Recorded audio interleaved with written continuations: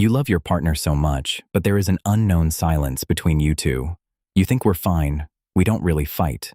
But the most damaging relationships aren't the loud ones, they're the quiet ones, where two people sit in the same couch, sleeping in the same bed, and both feel completely alone.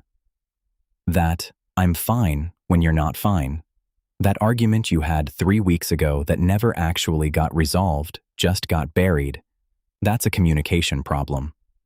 And here are the 7 signs that tell you might be one of them. Sign 1. You avoid certain topics. Completely. There are things you just don't bring up anymore. Money. The future. That one thing they did months ago. Psychologists call this conflict avoidance, and it feels like peace, but it's actually pressure slowly building underneath. Pick one avoided topic this week. Start with, "I've been wanting to talk about something, and I didn't know how to bring it up."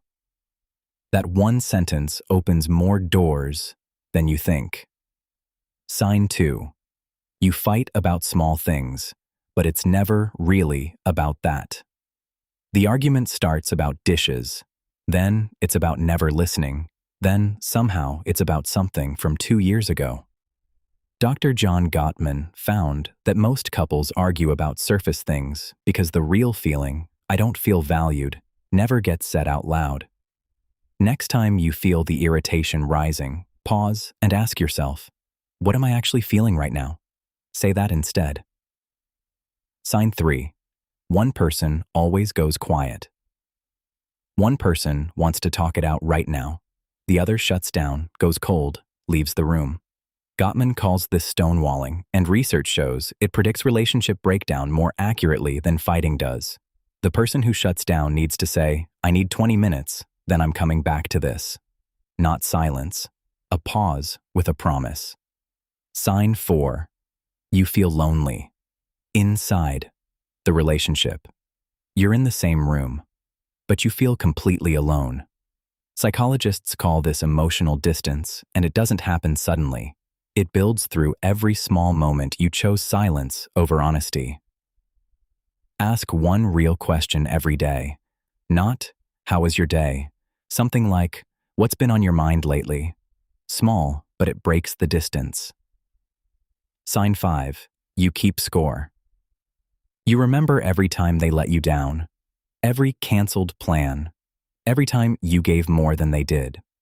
Psychology calls this negative sentiment override when the mind starts filtering everything your partner does through past hurt instead of present reality. Try writing down 3 things your partner did right this week. Not to ignore problems, but to stop your brain from only collecting evidence against them. Sign 6. Apologizing happens, but nothing actually changes. They say sorry. You accept it. The same thing happens again 2 weeks later. That's because apologies without understanding aren't apologies. They're just conflict enders. Research shows that couples who apologize without discussing what went wrong repeat the same arguments on a loop. After sorry, ask one question. What can I do differently next time? That's where real repair begins. Sign 7. You've stopped telling them things. First, you got good news, or bad news, and your first instinct wasn't to call them. The one nobody notices until they look back and realize, somewhere along the way, they became the last person you think to tell.